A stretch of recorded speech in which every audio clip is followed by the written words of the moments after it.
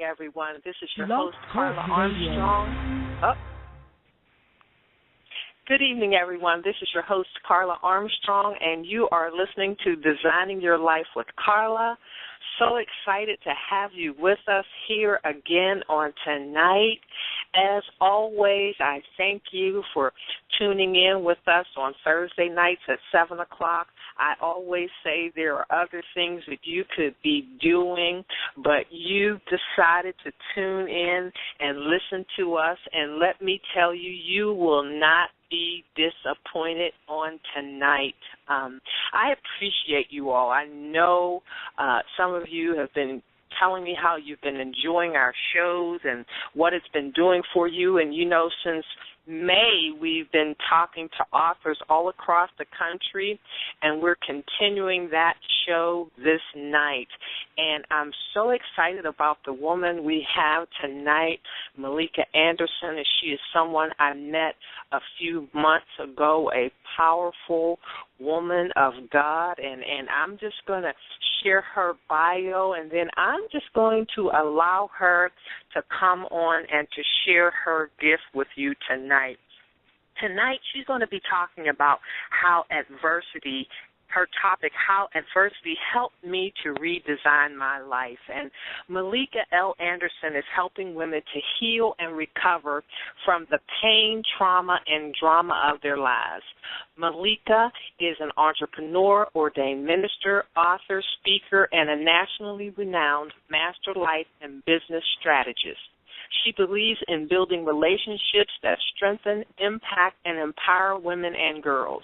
Malika brings spirituality, healing, belief change, mindset shifting, and restructuring to heal the heart and the spirit and to renew the mind. She will help you to unlock your life by getting rid of the negative thoughts, emotions, and behavior patterns that you now suffer from. With a dual expertise in psychology and business, and because of her extensive training and expertise in the area of trauma, she has become a highly sought-after coach, consultant, and mentor, able to take on very difficult and complex cases. Her specialty lies in trauma, PTSD, relationships, healing, emotional dysfunction, addictions, generational cycles, family dysfunction, domestic violence, sexual assault, and radical transformation. Malika, welcome to the show. Thank you so much for having me, Carla. I am so excited to be here with your guests, and I just am humbled, as always, for any invitation. I always think, me? Why would you want me? But I am just excited to do whatever the work that the Lord has called me to do on this evening. Amen, amen. And I'm just so excited to have you on with me, Malika. We met a few months back at a conference, and I heard you speak there, and I was just blessed by the power that comes out of this woman. And I tell you, she sat in a chair, and I'm telling you, it was so powerful that I couldn't even imagine what it would have been like had she been standing on her feet and sharing the word that you shared. I'll tell you, it was so powerful, and I knew that somehow we were going to connect, and we talked about some of the things that we had in common, as far as ministry was concerned, and me having this blog talk show. So I'm so excited to have you here on tonight. And Malika, you have a powerful story, and I just want you to begin to share what is on your heart tonight with our listeners. And so you can begin anywhere, and we'll just go from there.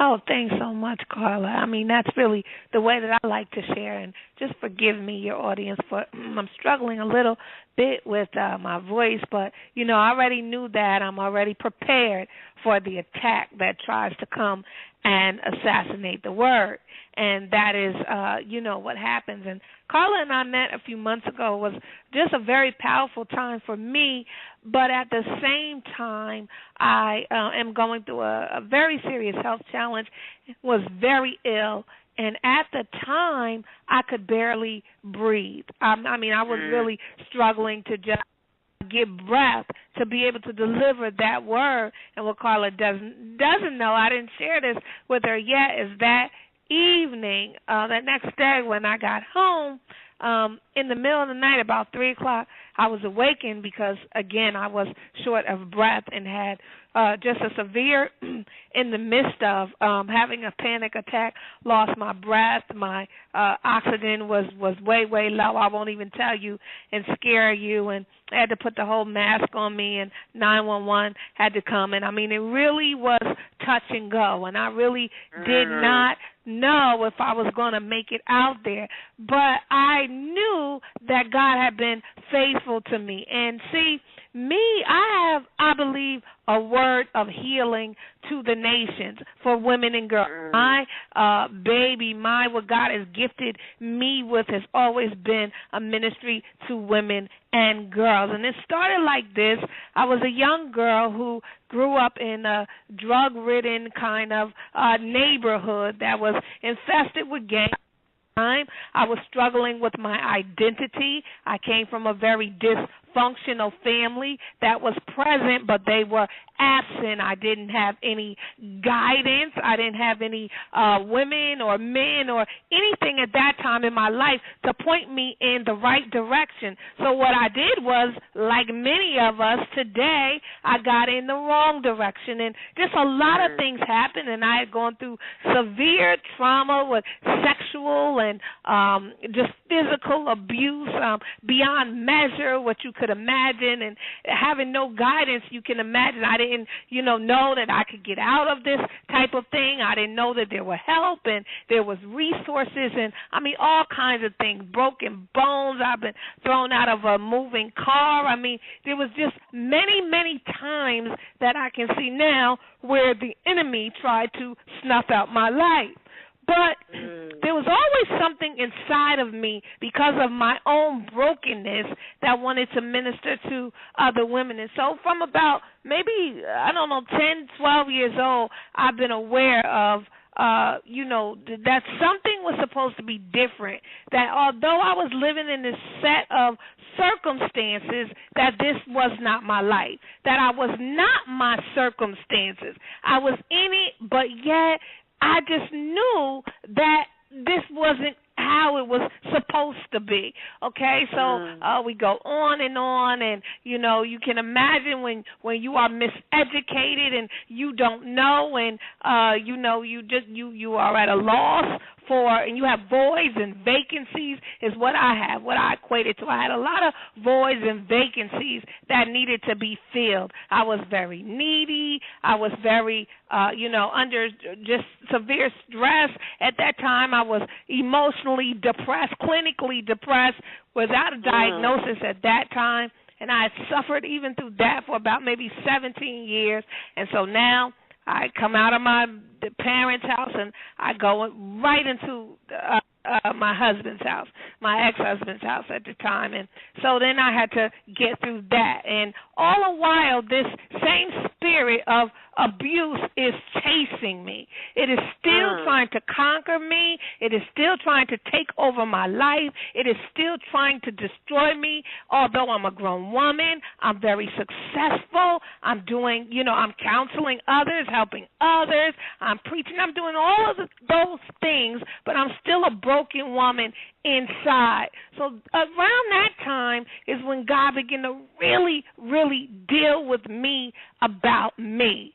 Nobody could fix it. It just kind of came out like that. Nobody can fix you, Malika. Your husband can't fix you. Your children can't fix you. Your mother's love cannot fix you if she decided to be a good mom at this time. Your father passing away, if he was here now, that can't fix you.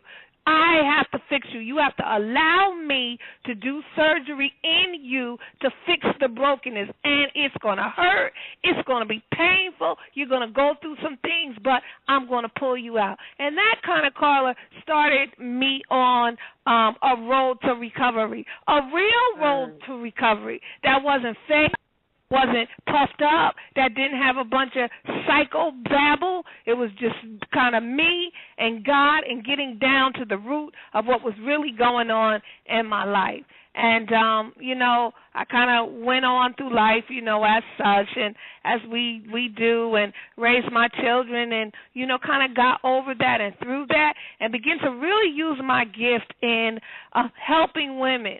And I've always kind of been an entrepreneurial spirit. I come from maybe 4 generations back of entrepreneurs in my family on my dad's side.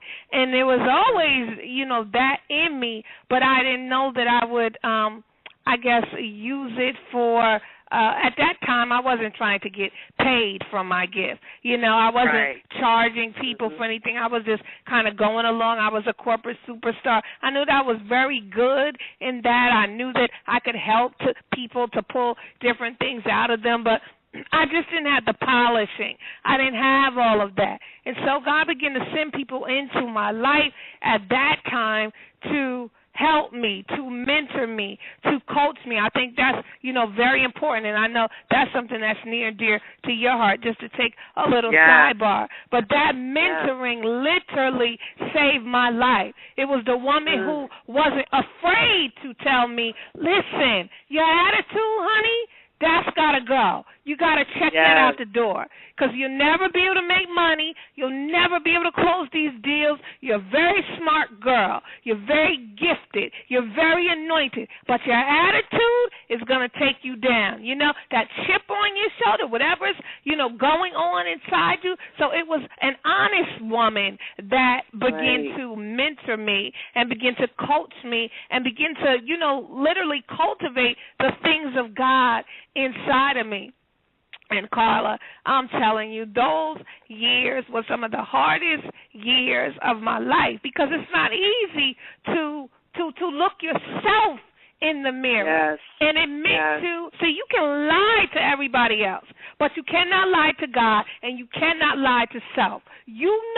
When you lay down at night and you lay your head on that pillow, what's your heart?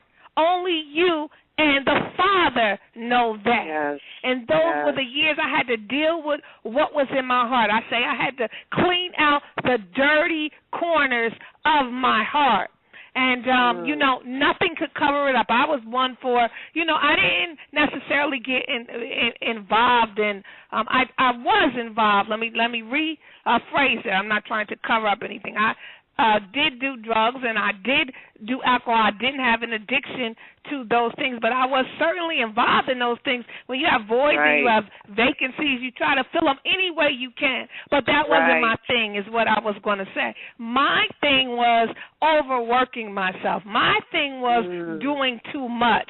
My thing was pushing myself to extremities that just a natural man not be pushed to, because I was always holding myself up to a higher standard, a higher bar, and every time I would reach that, I would pull it up a little bit higher. I just was not satisfied, and I had something to prove, but it wasn't to everybody else.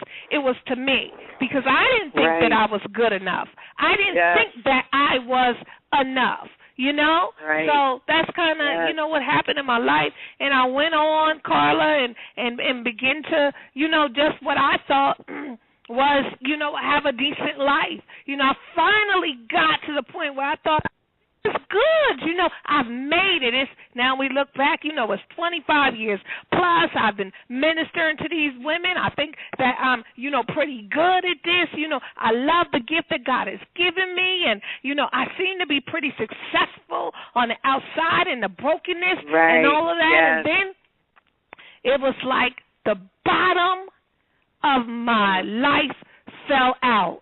Just all of a sudden. You ever talk about just suddenly you're going along and just all of a sudden. It was like the bottom of my life fell out. And I won't take you and your listeners through all of that, but I went through a very painful divorce, and then I went through a very painful rebound relationship, and then I had to move with my 2 children and my 4 suitcases, because that was all I had at the time. I walked away from my house and my car and my husband and everything, and began to start my life over. And I slept on my uncle's floor for the next 6 months as I began to rebuild my life. A lot of things happened, and then the inevitable happened. What I never, ever imagine what happened to me. I began to get deathly ill, just out of nowhere. And I knew that I was working. You know, one thing I want to say and I want to point out is, that we should pay attention to the life signs. When life is giving us signs, when God is giving us warnings, when those red flags are going, whatever you want to call it. You want to call it the Holy Spirit? Great. You want to call it your intuition? Whatever you choose to call it, but you need to pay attention to the life signs that are going off. And all along, for about 2 years prior to this, I just was tired. I mean, that's the best way I can explain it. And I was saying, this is going to be the year. I'm going to take a vacation. I'm going to slow down. I'm going to have to go on about 15, 17, almost 20 years straight and strong. I'm talking about 20-hour days, not properly sleeping, not properly eating. I mean, I was pushing myself beyond natural limits. And I knew that my body was breaking down, but yet I would not stop. Because I knew that if I stopped, perhaps I would be triggered and I would have to deal with those things again in a still place. See, when we're still, God makes us deal. You see what I'm saying? Yes. When there's no activity going on. So, anyway, Carla, long story short, I ended up with a diagnosis of end-stage renal disease and lupus. And the next day, the doctor actually said if there had been one more day, I wouldn't be here today. If I didn't go to the hospital at that exact time, then I would not be here. I wouldn't have made it. My body was full of poison. It was full of toxin. I had been walking around like that for God knows how long. Every day I was getting, sicker and sicker. I couldn't move, I couldn't walk, I couldn't talk, I could barely bathe myself at this time. I had been to the hospital several times before for them to keep sending me home and, with all different types of diagnoses that you wouldn't believe. But by the time they found out, it was just too late. And I was being rushed. The next thing I remember from the moment that I got there was 4 days later. And I woke up in intensive care. And I remember just trying to talk, knowing that something is in my throat. Why can't I talk? What's going on? And I could hear the nurse, and I could see lights, all around me, hear people talking, and they were talking about me. I'm laying on a table. I'm like, why are they talking about me? What is going on? It's like really everything you see in the movies. They say, oh, you get closer to the light and all of this. I'm like, what is going on? I was having literally looking at myself, but I wasn't there. I just wasn't there, So it was 4 days later. I woke up in intensive care. I could not talk. I had to breathe into everything. I was slipping in and out of consciousness. They didn't know if I was going to make it. And the next day from that, I went immediately into chemotherapy. So you have a diagnosis, and then you have intensive care, and then now I go on to 9 months of chemotherapy. I'm immediately on dialysis. The first day that I had the chemo, I had dialysis at the same time. I was so weak that I got up out of the bed and fell out of the bed and broke my hip. They didn't even come and find me. Nurses, they do their rounds. But because this was in between a shift, nobody ever found me on the floor till maybe an hour later. So this is the first day, mind you. And, it was a very humbling experience. But what I want to say is through that, I learned about redesigning my life. It wasn't until you said all those things, you made it through those things. And, that's just the beginning of it. The gist of it. I wish I could tell you that things got better, but they didn't. I ended up in the hospital 17 more times after that. Jesus. I wish I could tell you that I got stronger, but I didn't. I had 8 transfusions later. I wish I could tell you that things begin to, improve in my life, but they didn't. I stayed in the hospital for about 18 months after that. I wish I could tell you that I didn't struggle with my self-esteem, but I did, as any woman would if, you suddenly go from a head full of hair to none to, just withered away. I lost over 130 pounds. It has been a struggle, but it has been the greatest struggle of my life. It was in those moments that I learned who God was. And it was in those moments that I learned who I was. It was in those moments that I learned what life really was, and that I had to make a change. I had to redesign my life. Now, when I was laying on that table, there's a whole nother experience, but when I was laying on that table and I really basically begged God, I don't want to go through this. So if I have to leave, just take me, because this is just too much, and I just don't think that I can bear it anymore.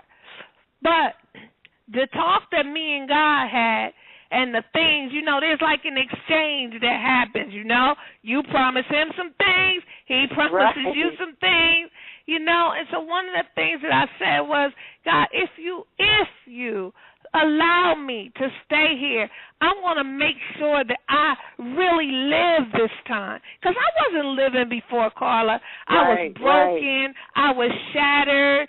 It was just, like smoke in mirrors. I was going on through life. I was moving through life, but I wasn't moving on. I was stuck in many areas of my life. Although I was the counselor, I was stuck. Although I was the therapist, I was stuck. Although I was the preacher, I was stuck. Although I'd lay hands, you'd be slain on the floor. I was still stuck. It did not matter. I was stuck. And so God is the one that had to unblock my life, that had to really, we talk about God delivering you, the power of deliverance. I didn't have a deliverance ministry because God had to first let me be delivered and let me see it with my own eyes, let me feel it, let me taste it, let me touch it.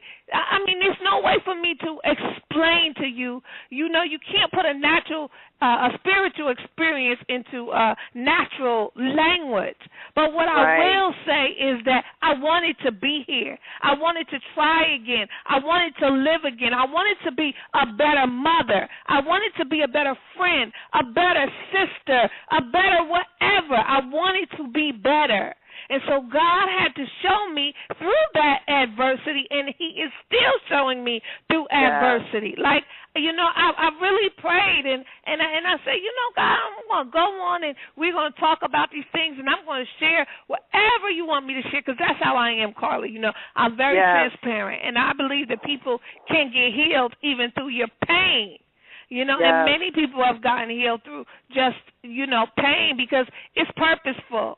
And even in my why, God, why? Because, we can lie and say we don't, but if you were in those sentences, you'd be why, God, why? There are many days I laid here and said, why, God, why? Why me? Why would you take me through this? Me, God. I didn't get into those things, God. I chose you. Serve you. I chose to love you. I chose to do the right thing. I wasn't forced into doing the right thing. I wanted to do the right thing. I wanted to serve you. This was my choice. And you would do this? Okay, so this is how I'm talking to God. Why would you do this? I was so disappointed, Carla. I was so hurt. I was so frustrated because I did not see the purpose. Like, God, what would be the purpose in this? Why would you do this to me now? Why would you let me die now? And this is what I'm saying to him. Mother, I got my girls. I was saying I want to see them get married. I want to see them, go on to college. I want to see all the things that I'm seeing them do now. But, it just was so awesome. But, again, it was through my adversity that I learned how to redesign my life, that I learned how to live again, that I learned how to be. This, Carla, I'm telling you, I have never been and I'm not saying this in an arrogant way or anything, but I have never been more whole in my life. I have never been more emotionally whole. I have never been more sane. I have never had this much peace, this much joy, beyond the attack and beyond the odds that seemingly are stacked against me. Because now I didn't tell you, you know, I'm still going through, okay? I'm still waiting. Every day I'm waiting. Matter of fact, I'm only number, let's see, 90-something thousand on the kidney transplant list. Okay, so this is something I am faced with every single day. What do you do when you're faced with death every day? Every day. So every day I wake up, I thank God that I am here. And just for today, God, now I don't need no 2 weeks favor, no 3 months mercy. Just today. But just today. Just for today, God, I thank you. And whatever it is. Because right now, everything, it just seems to be predicated, you know, by the way that I feel and things that are going on in my life. And it's not easy. I'm not going to come on here and tell you some sugary candy cane story to make you feel good. Because what I want to do is impart strength and hope. I hope to impart strength and hope into somebody who's listening today and feels like they cannot do it and they cannot make it. That is a lie. You can make it and you can do it. And I know that you can because I did it and I'm doing it. And like I said, it is not easy. It is very difficult to walk through this every day. Some days, most days, I don't want to do it. But there is a force that continues to push me a little bit further. Sometimes I lay on my floor and cry on my bed, God, I can't do it. And God says, I'm going to push you a little bit further. And guess what? I just fall asleep. Sometimes I just feel like he just puts me to sleep because he knows that I can't do it. Sometimes God just rocks me in his arms until the peace comes upon me. Okay? All right? Jesus. You know what it's like to have panic attacks every 2 hours for weeks at a time. Jesus. All right? Jesus. To wake up and to throw up. I mean, for 12 months straight, all I did was vomit. Vomit. It wouldn't stop. Nobody knew how to stop it. And if it wasn't coming out that end, I'm not trying to be vulgar, it was coming out the other end. You know, this is not fun. Every other day to go and, you know, have them stick these needles in my arm and try to clean my blood, and you got a headache so bad that your head is like it's gonna bust, and your body is cramping, and you're full of pain, and then it doesn't stop. Then you just be blessed enough to get to sleep that night, and then the next day you wake up and you can't even walk. You got to sit on the bed and rock for 3 hours till your muscles warm up. And pray to God that you can eat today. I mean, this is no easy feat, like, you know. But I know that I was born for this. Come on. So I told the enemy from the door, let me tell you something. It ain't down like this. You don't take my life. My God. It doesn't belong to you. Come on. Okay? So you don't have any power to come and just to do whatever you think that you are going to do in my life. And I had to decree that over my life. I had to rebuke death off of my own life. Because one thing about being, that I do know for being chronically ill and dealing with people who are chronically ill, some people going to walk away. You're going to really learn in those times who's with you and who's not with you. And after all the dust settled, it was okay. I say if you got two good friends or great friends or people that love you or whatever it is, you're blessed. Just two, honey. And if you got more than that, you better be thanking God every day.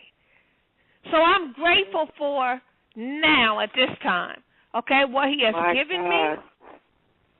And I don't, you know, that song, I'm not gonna start singing because I cannot do that.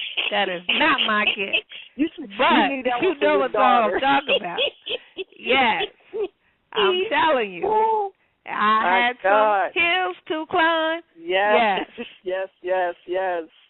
But I won't complain, Carla. Won't complain. And I'm just grateful to be here, to be able to just one more time to impact somebody's life. If I impacted one person's life today, if one person, because see, you don't know the inner thoughts that go on in people's head and mind that they struggle with. Yes, I'm saved, but I struggle with suicidal thoughts, tendencies, and everything else. And I was not possessed by a demon. I was not taken over by anything. But this was the reality that I was facing and could not bear to face. Come on. So we don't know what's going on in the mind of somebody. All right, we don't know. We're gonna fast forward to that, and there was a time in my life, and not so long ago, where one of my children, I lost one of my children. I'll just say that, and she did not pass away, but she was basically taken away. I guess that's the best way that I can say that, from me. Now imagine being at the lowest state in your life and having one of your children ripped away from you. Come on. You do not know the anguish that I suffered. That is the best word. But you know what? I made a decision. God, if you let me live through that, then you will let me live through this. And when I come out of this, I will be more powerful. I will be more intact. I will be able to impact more women's lives with this testimony, with what happened to my daughter, even just the reconciliation that he did. I mean, you're talking about miracle after miracle after miracle after miracle. And I'm not trying to make the program all churchy and just, I'm not trying to do that. Right. But I do what you do. I just have to just it is imperative for your listeners to know that we have to put our trust in the only one that can help us. See, we put our trust in man, we put our trust in money, we put our trust in things, but very rarely we talk about it. It's a cliche. But very rarely do we put our trust in God. Yes. We have to put our trust in God. We have to turn it over to him. See, we think we turn it over to him, and then that's it. But no, you got to turn it over to him, and turn it over to him, and turn it over to him, and turn it over to him, and turn it over to him some more. You have to continually turn it over to him, understanding that you are not in control even of your own life. You don't own it. If God just stopped and just put his hand over your heart, that it would stop beating. That is how powerful he is. He is all powerful, and we need to treat him as such. So, Carla, I'm going to just be quiet. I know I've talked a lot. I'm looking at the time. I usually go 20, 30 minutes, and then I'm going to take a few breaths. But I just thank you so much for just allowing God to allow you to invite me to just be able to impart to women all across this nation. And I'm just so grateful, and I'm so humble, and I thank you so much for just allowing God to use you in this way.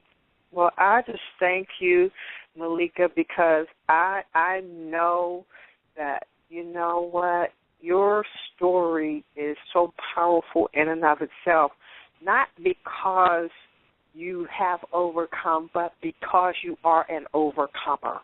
Because every day you get up knowing that today I overcome, that you understand that it's a daily thing. I think sometimes, Malika, we forget that we have to live this life every day. And I've been posting a few things to Facebook while you've been talking.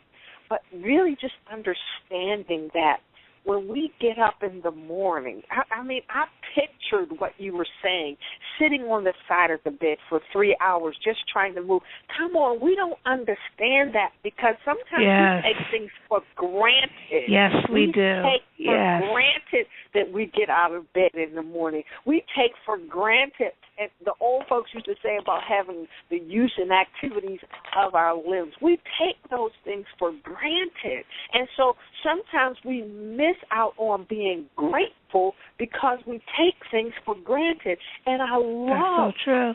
I love that God has positioned you as a voice in the earth to remind us to take nothing for granted. See, because everybody has an assignment. And Malika, this is your assignment. This is your assignment. Yes, Lord. And when you recognize your assignment, God has given you everything that you need to deal with the assignment. See, I couldn't do it. You couldn't do what I do because God gave it to us based on the call that He has upon our lives. That's and true. Because of the call that is upon your life, God has made you fit for this thing. And I thank you. I thank you because for me, your time is precious. My time is precious. And we don't waste that time because we really understand how precious it really is. And That's we true, know Carla. that the next moment is not even guaranteed. Not tomorrow, That's the next right. moment. Yes. But we began to get people to see the reality of living. We're doing something great because that's what it really is. This thing is about understanding every day that God has given you just today. And when I think about it, Malika, I think about how that manna, God fed Israel with manna. It was just for today. There wasn't none to save over for tomorrow. That's you couldn't hide it. Yes. It was just for today. Yes. And if we would do everything in this day that God has assigned us to do, we have done well. We've done well. And we take nothing for granted, nothing for granted. So I appreciate you coming on and sharing and letting my listeners know we have to keep this thing real, Malika. We have to. We hear so many people, especially in ministry and especially in church. We can't be honest and transparent. We have to. I heard a statistic today because I do some work in the mental health field. I do workshops with women. I heard a statistic today that 1 in 6 people in Baltimore City has a mental health issue. 1 in 6 people. That is almost half. Oh, you my know, goodness. That statistic scared me when I heard it because the woman that was sharing it with me, she does proposals for people for psychiatric rehabilitation services. And I've done some work in that area. And I know we have so many people who suffer from mental health issues, and they're not all outside. Some of them are inside the 4 walls. That's and right. We have to talk about this. We have to talk about the thoughts. We have to talk about the things that go through our minds, the attacks that happen on our minds that come to try to isolate us and to get us to set ourselves aside so it can talk to us. I deal with women who are bipolar and schizophrenic. And I would have never said this before, but I can understand it now. I can understand schizophrenia. I can understand. I'm doing a workshop, and one woman burst out and she says, I said, what? She's laughing. I said, what's funny? She said, I just heard something one of the voices said in my head. And she said, but I'm not going to say what it said. I said, that's good. You just go ahead. But I can understand. I can believe it, Malika. Yes, I can believe it right. because I've seen it and because I've been exposed to it. And I know the voices will talk to you. Then you got to make the determination within yourself. You got to bring that thing under the word of God. Subjection that's to right. You got to, and I told him in the session yesterday, I said, you have to put your minds on Philippians 4 and 8. whatsoever thing. I said, you got to command your thought life to think a certain way. I said, you then have to follow after whatever your therapists are telling you. If it means you have to take the medicine, then you take the medicine, because if it's going to help you to get better, then you do that.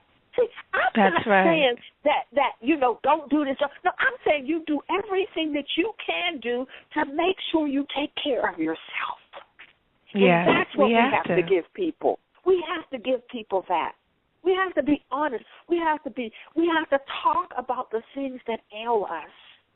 Mm-hmm. If we don't talk about it, we can't deal with it. We can't face it.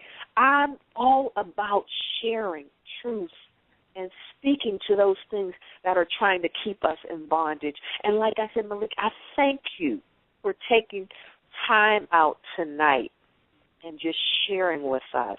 I appreciate you. And I want you to know, please, Malika, share with our listeners how they can reach out to you.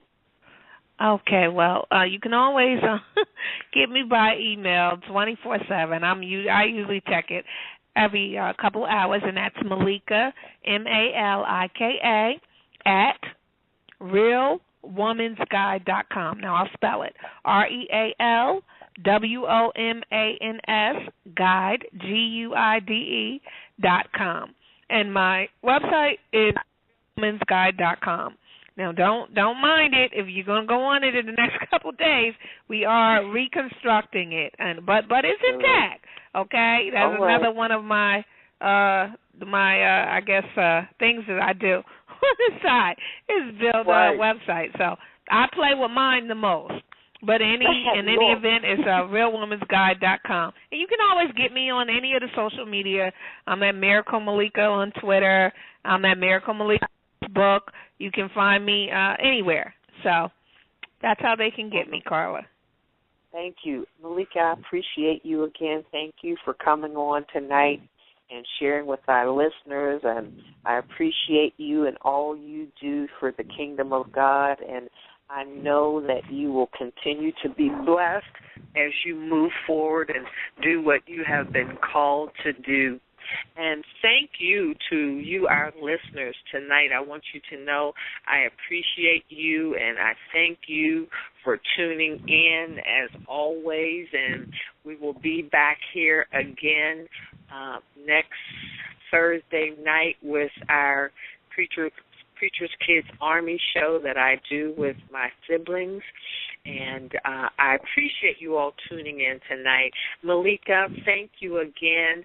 And I look forward, Carla. Yes, you're so welcome. I look forward to talking to you again. God bless. Okay, good night, everyone. Thank you. Good night. Good night. Good night. Bye.